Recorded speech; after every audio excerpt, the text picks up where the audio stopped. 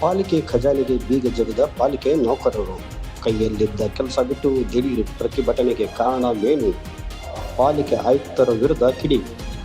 7ನೇ ವೇತನ ಆಯೋಗದಲ್ಲಿ ಸರಿಯಾಗಿ ಹಂಚಿಕೆಯಾಗಿಲ್ಲ.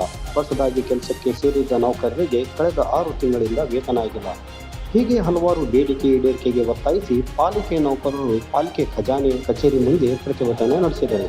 ಕಳೆದ ಹಲವಾರು ವರ್ಷಗಳಿಂದ ಪಾಲಿಕೆಯಲ್ಲಿ ಕರ್ತವ್ಯ ನಿರ್ವಹಿಸುತ್ತಿದ್ದೇವೆ, ಆದರೆ ಸರಿಯಾಗಿ ಸಂಬಳ ಆಗುತ್ತಿಲ್ಲ. ಇದರಿಂದ ಜೀವನ ನಿರ್ವಹಣೆ ಕಷ್ಟವಾಗಿದೆ.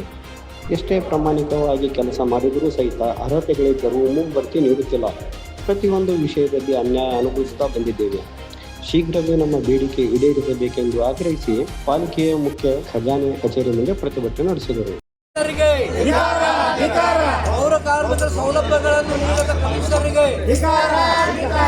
ಪರ್ಮನೆಂಟ್ ನೌಕರರಿಗೆ ಹಾಗೂ ಆಫೀಸ್ ಸ್ಟಾಫ್ಗೆ ಸೌಲಭ್ಯಗಳನ್ನು ಕೊಡದ ಕಮಿಷನರಿಗೆ, ನಗರ ಪಾಲಿಕೆ ನೌಕರರನ್ನ ಸೌಲಭ್ಯದಿಂದ ವಂಚಿತಗೊಳಿಸುವಂತ ಕಮಿಷನರ್ಗೆ.